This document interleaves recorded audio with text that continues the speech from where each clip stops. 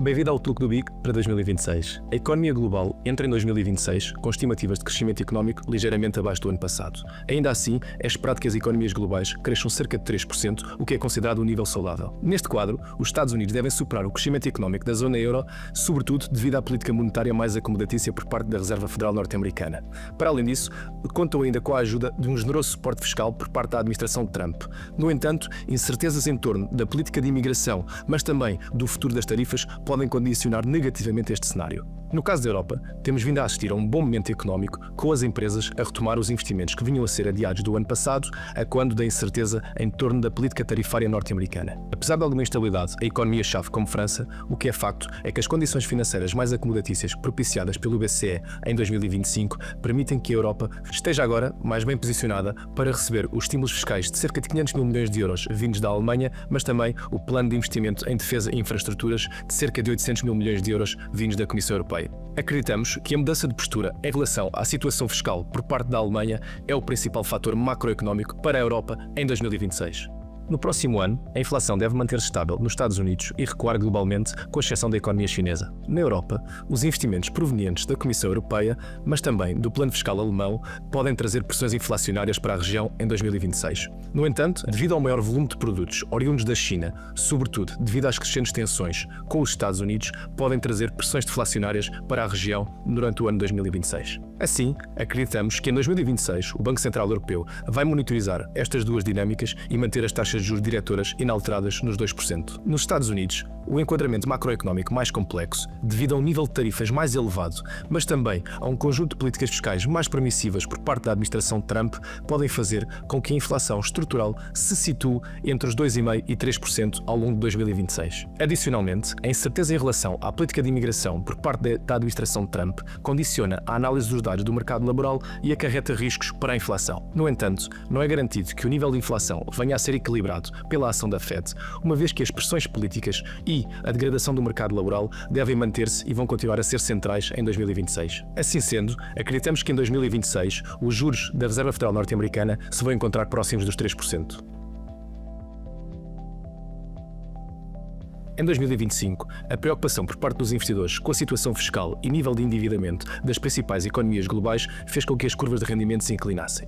Esta tendência deve manter-se durante o ano 2026. Atualmente, o mercado de dívida soberana oferece aos investidores o nível de rendimento mais elevado dos últimos anos, com taxas de juros acima da inflação, o que é essencial para a preservação do poder de compra desta categoria de investidores.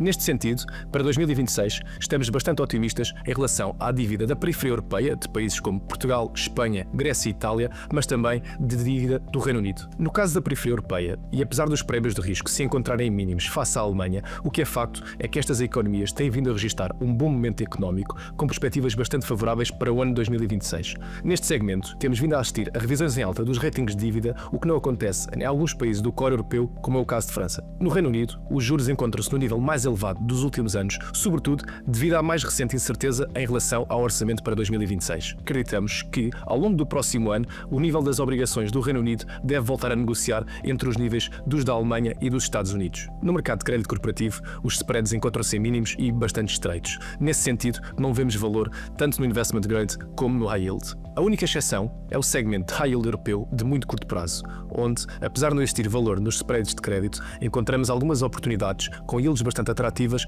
através da adequada gestão de carteira. No mercado acionista, a questão central para o ano de 2026 é a da existência de uma bolha em torno das empresas de inteligência artificial. Esta questão põe-se, sobretudo, porque os múltiplos financeiros dos principais índices acionistas norte-americanos se encontram em níveis muito semelhantes àqueles alcançados a quando da bolha do dot-com no ano de 2000. Nesse sentido, apesar de reconhecermos a complacência do mercado em alguns segmentos mais especulativos, o que é facto é que os resultados financeiros das principais empresas de inteligência artificial têm sido bastante positivos. Para além disso, toda a parte operacional continua bastante robusta. Além disso, os principais múltiplos financeiros das empresas de inteligência artificial no dia de hoje encontram-se bastante abaixo daquilo que eram as suas comparáveis no ano de 2000, o que nos afasta da hipótese de uma bolha financeira. Contudo, sabemos que estas empresas têm vindo a realizar avultados investimentos para acompanhar a evolução do setor, o que tem levado, em alguns casos, a uma rápida degradação dos seus balanços financeiros. Assim, a rápida degradação dos balanços é uma tendência que tem que ser monitorizada durante 2026, bem como a capacidade destas empresas gerarem o retorno suficiente que compense este nível de endividamento. Em resumo, acreditamos que não estamos na presença de uma bolha financeira. Ainda assim, estamos cientes que a corrida pela inteligência artificial pode levar a políticas de alocação de recursos menos eficientes por parte das empresas.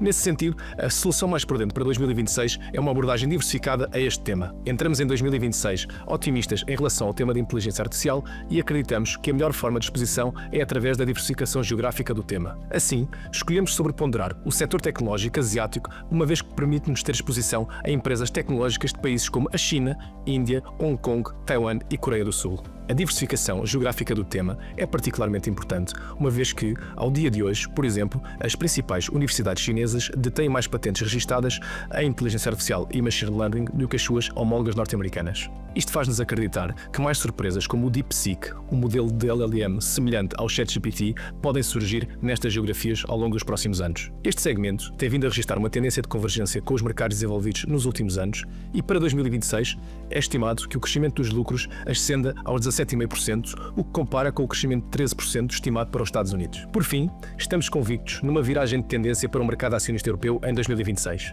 Os múltiplos financeiros encontram-se em mínimos relativamente aos comparáveis norte-americanos. E para o próximo ano, a estimativa de crescimento de lucros encontra-se em torno dos 10%. Para além disso, existem um conjunto de catalisadores económicos que prometem estimular e dinamizar o crescimento da região no próximo ano. A Europa é a região onde as empresas estão menos expostas ao segmento de inteligência artificial.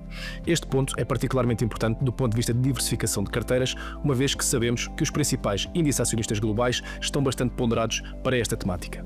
Para 2026, do ponto de vista temático, preferimos o fator qualidade e algumas oportunidades na segunda derivada de inteligência artificial, como é o caso das infraestruturas, os data centers e energia.